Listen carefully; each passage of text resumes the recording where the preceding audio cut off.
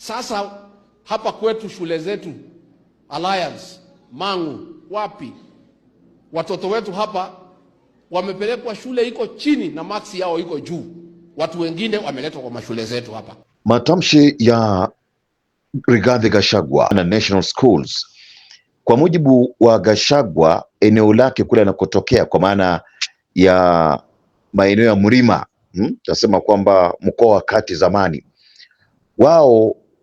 wazee wao walipambana kweli kweli kutoa vipande vya ardhi na hata kujengwa kwa shule na kuboresha maeneo mengi, hususan katika sekta ya elimu.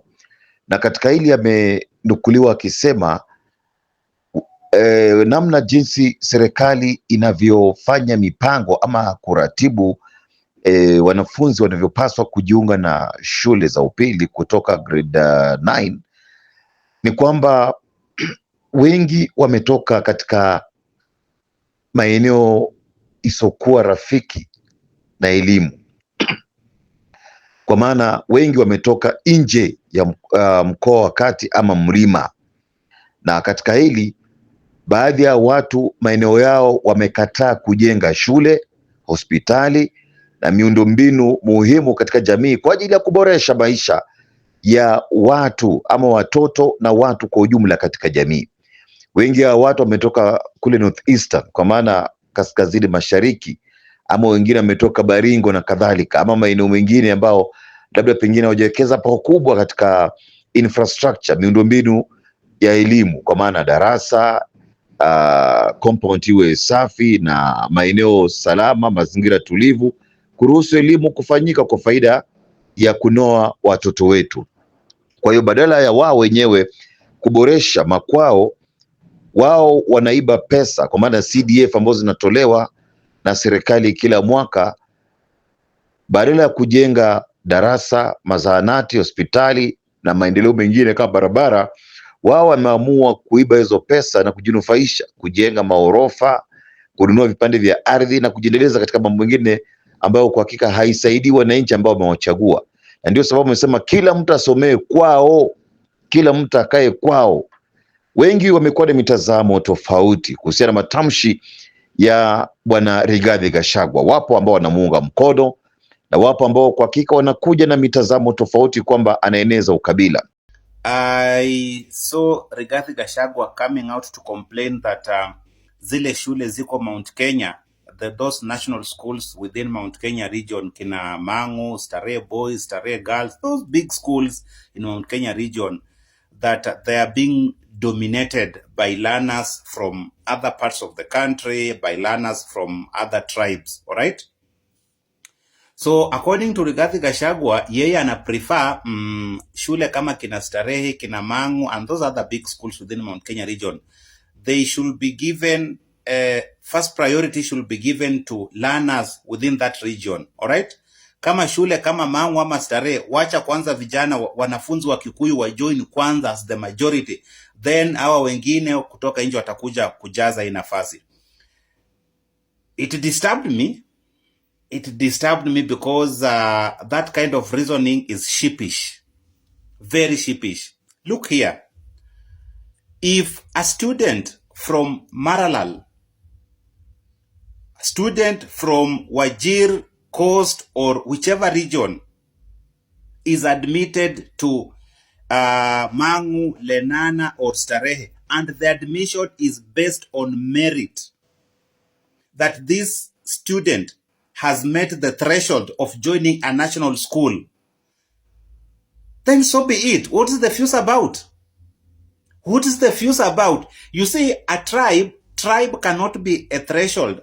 Tribe cannot be a merit to join a school, to join a learning institution, that because sasa huyu ni Mkikuyu, wacha ingie hii Lenana ama ingie hii Mangu sababu iko karibu na wao. It doesn't work that way. That is extremely sheepish. And I saw people coming out to support that kind of reasoning. Nashindwa kwani. Let us not politicize everything, by the way. Let us not politicize everything, all right? Kenya is evolving. Wacha tufikirie tukienda mbele. Wacha tusifikirie tukirudi nyuma. I mean, if the admission is based on merit, the fact that they have scored the required marks, then wacha watoto waingie shule wasome. Regarding Gachagua, tell your people, ambia wanafunzi within your region to study hard so that they also qualify to join Lenana, they qualify to join Mangu, Kenya High, such kind of schools. But hii propaganda mingi tuachane nayo. And I've said this before and I'm gonna say it again, that I understand the Mount Kenya region is desperate for a kingpin. Mount Kenya region is desperate for a leader, but Rigathi Gachagua cannot be one, to be honest. Just rule him out. Ukiona mtu ana reason hivi, rule him out. Sasa mnataka kutuambia ati because Masinde Muliro iko Western, Waluya wa join, hata kama hawajafika ile the required minisco, the required marks, why join to just because Masinde Muliro is within their region, waingie tu kama kondo. It doesn't work that way. So I understand you people are desperate for a kingpin, you people are desperate for a leader, but rule out Rigathi Gachagua. I am offering myself. I can be a kingpin, I can be a leader, I can lead you people. I know you are married ni mtu mwenye ametairi. Hiyo ndio inakuanga shida yenu kubwa, mnataka mtu ametairi. Mimi nimetairi and I can prove that. Lakini Rigathi Gachagua hapana. Mtu anafikiria hivi? No, hapana. Like I told you, yes, that young man who has talked about the national schools na watu wasomee kwao, yes, I agree, I support him, he has a point. Hamuwezi mukaiba pesa ya CDF, munaenda kununua manyumba mnajenga. MPs wengine wanajenga mashule zao kama Alliance na Mangu and others. Then ikifika wakati wa kutaka kupeleka watoto wenu shule, munawapeleka Mount Kenya kwa sababu mashule zimejengwa vizuri na mashule zenu ni bogus. Heti Roto tank munanunua 300,000 ya 10,000 liters, kitu ya 75,000. And then mnataka kusema ati kwamba ni ukabila. Kila mtu asomee kwao. Mmekataa kujenga mashule na mmepewa pesa, equalization fund. Kwa nini hamjengi mashule yawe mzuri, watoto wengu nasomea huko? Kila mtu asomee kwao. Katika hili wapo ambao wanasema Gachagua anasema ukweli, manake hakuna haja labda kwa mfano sehemu za Kiambu, iwe ni Nyeri ama iwe ni Murang'a, wahusika wakuu wa bunge, magavana, maseneta wang'ang'ane kwa ajili ya kuboresha miundombinu, na kisha wengine katika uzembe wao wanashindwa hata hivyo kufanya vivyo hivyo, na badala yake wanajaza watoto wao katika shule zao, unaona, na wanatoroka kule walikotoka pasi na kufanya maendeleo yote. Kwa hiyo wanavuna na kunyima wenyeji nafasi ya kuweza kunufaika na kile ambacho wakubwa wao ama viongozi wao wanafanya. Now look at this.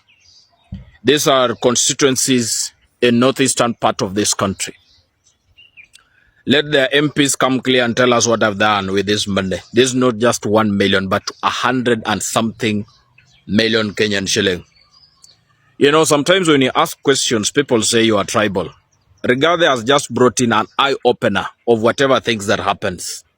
Even if the president did not give you 100% of whatever you expected, show us what you did with that little money.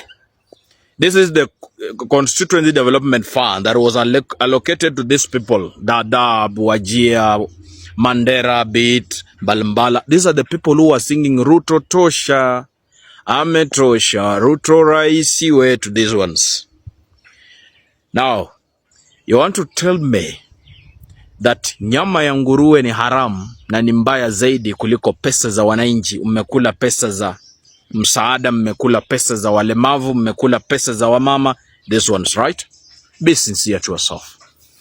You know, when we ask questions, and as a voter in this country, wakati wa kura ni kweli akili zetu hujashonde alivyosema King Kaka. How do you vote in a leader who doesn't live in your constituency?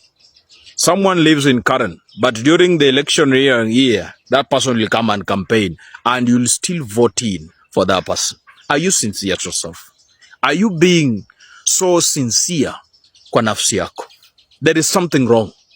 Now, there is no schools to where these people live, but they have got money. They have used that money to marry several women, to have got several malls in Eastleigh, Kileleshwa, any parts of the Nairobi city, Some of them have got several concubines. They make a lot of noise in parliament and online. Listen to Farah Malum, who is beating a drum of war in this country, daring Donald Trump to come and arrest William Ruto for their wrongdoings they have done.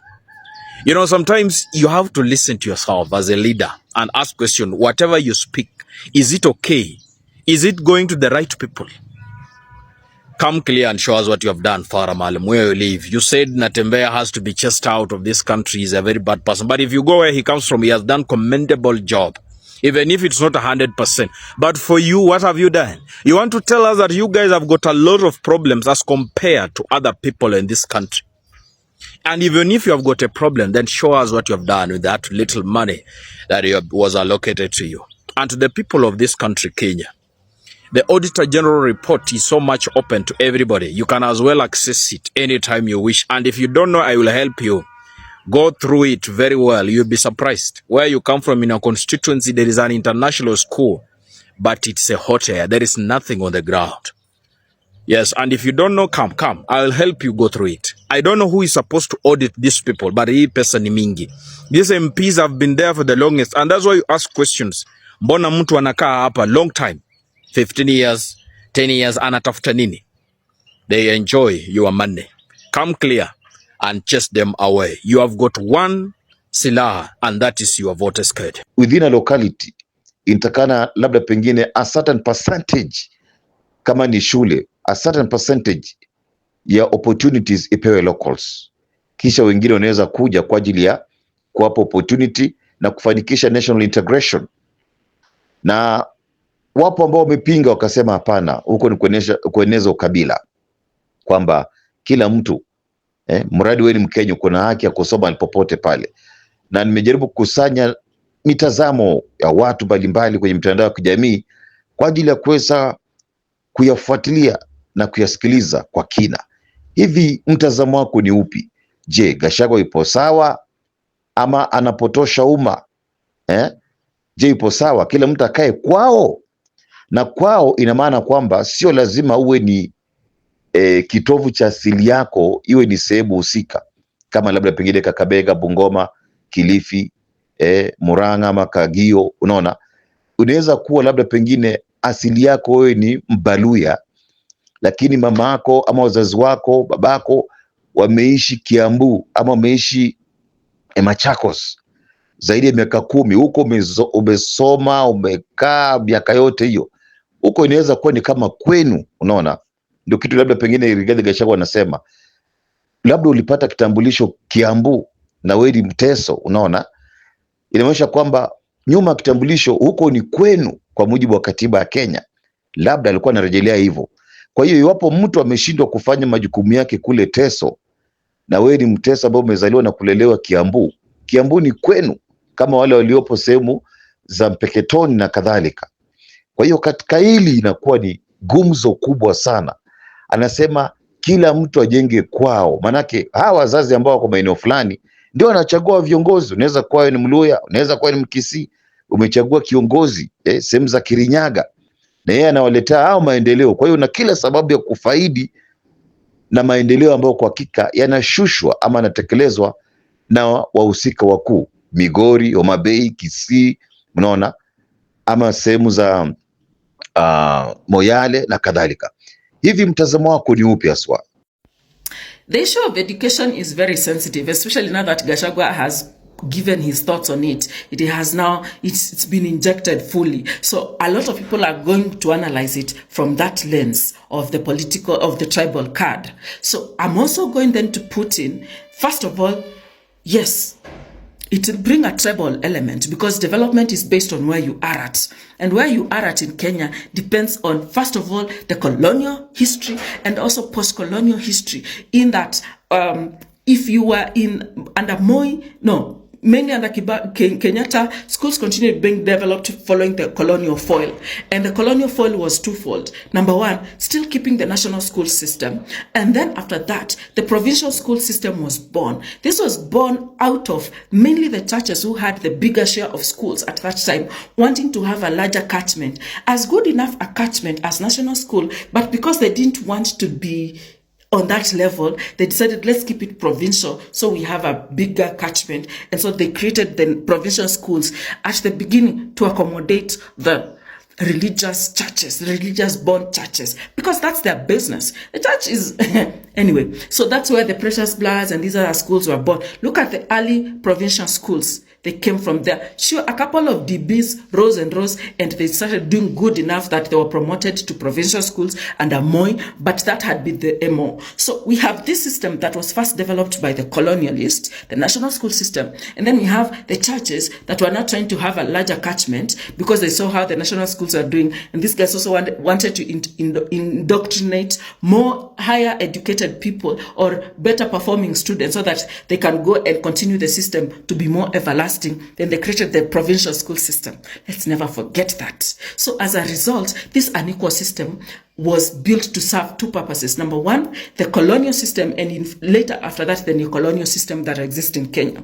That is why despite having the most educated cabinets in ever, that was Uhuru Kenyatta, they underperformed and Kenyan conditions worsened. Every condition worsened. Employment levels, even education, even our national cluster, the inequality increased, poverty levels increased, the shilling collapsed in terms of national exchange. That's what happened. Because when you are inculcated, when you are educated through such a hierarchical system, everything focuses on the head and the rest of the body is neglected. So even now, we are still focused so much on national school, and yet this is 10% or 15% of all the students.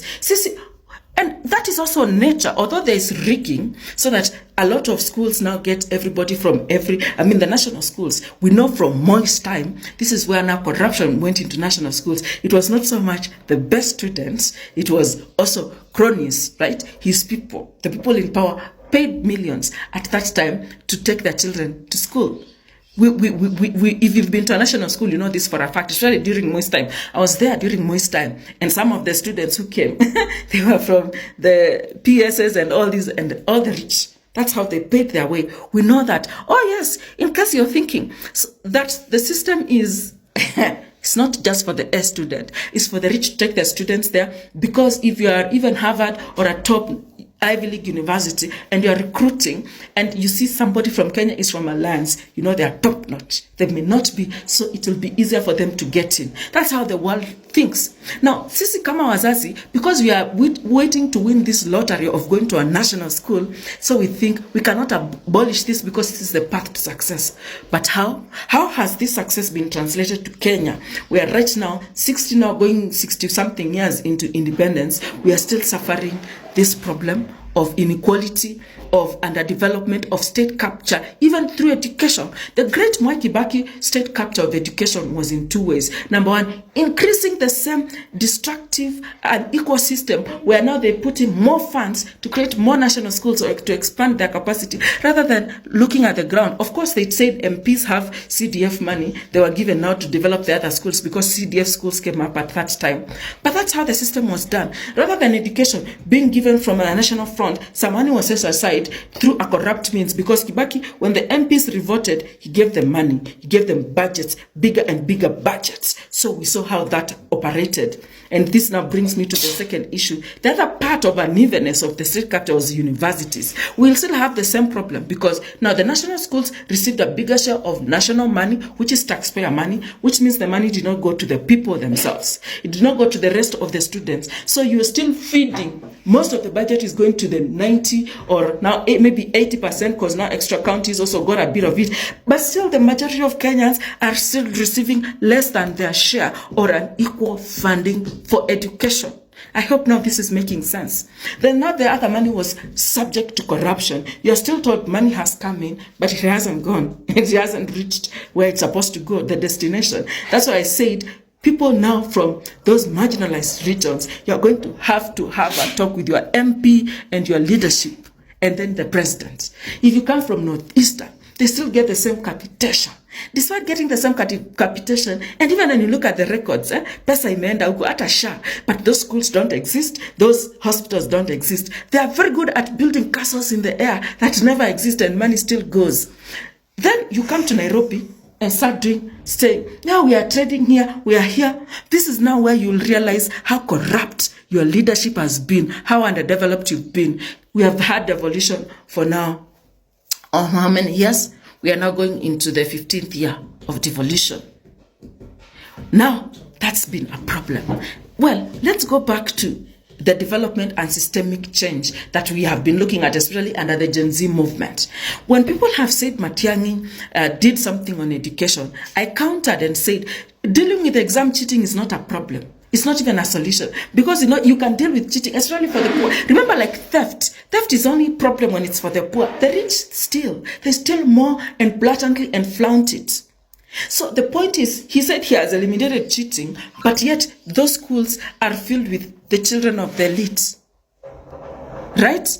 So he just eliminated cheating for the minority and appeared to be doing something. The systemic change that would have happened at that time, when we were undergoing CBC, would have been a change now to make it education equal for everybody. So that right now, the alliances, the Mangus, would be the school where if you come from Kikuyu, which is one of the most populated places in Kenya, people will now fight to go maybe live there because they have facilities. But up next, kuna Musagitao, kuna nini, kuna Alliance Boys, Girls, because maybe now you mix the schools up and they have big capacities now. And you take your children there and then you are focused on making them educated. So that now, even if your children had 200, 400, they are together. By the time they go to university, it will still remain the same. Hata huyo 200 tapata competition, aendelea kuimprove. Isn't that what we would want? The same happens here in Ukambani. So that now when you realize your children have graduated primary school, na hakuna shule ya kuwapeleka, then your MP, you put them to task. You put them to task. Wazazi wanakaa hapo mpaka shule ijengwe. The way they are able to do things overnight, they let them build schools. And then now budget, when the budget comes, allocation, go schools would like that. Because kila mtu anaangalia kwake. You're not looking at a national program, nothing. That something would go for education, so that if you are for health, but we are in education. So Matiang'i, that was the time to do that is now what is called a systemic change. A permanent change that changes the system to accommodate CPC. So that now if you are here in Ukambani, unaona shida za Ukambani, you resolve them. You wake up here, when you're doing your field trips, your studies, you're looking at your area. What are your problems? What is ailing you? How do you resolve that as CBC? Ukitoka hapo, mnajua jobs ziko wapi. You understand? So that you're not going there to study, oh, Kenya is an agriculture-rich country, jobs ziko wapi. No. You come here and say, tuko Ukambani. Hapo agriculture is limited. Why is it limited? You resolve that. And then by the time now you go to training, you know how the solution looks like. In other words, the colonial system that has continued, it has of course led to an even development of education. I saw somebody saying in Kapsabet, only 2 or 3% of the students come from Nandi. The rest come from Nairobi. So alikuwa nasema hata hihamisho Nairobi, sababu inakaa ni watu wa Nairobi. Everybody feels that. It's not just Kikuyu. I know when Gachagua put it, it got that tribal tinge. But it's the reality. If you want your child to be educated, and it's not so expensive, because now money will be directed there and we'll know how much it is. Then we need education, the universal education, to be accessible to all Kenyans under equal conditions. So that now the investment is on facilities, level of training, facilities, and quality of teachers, so that teachers get more education and more support. That is how your child will improve. Not thinking that they'll win the lottery to go to Alliance or Mangu. It is if they're educated well, like every other child in Kenya, through our taxpayer money.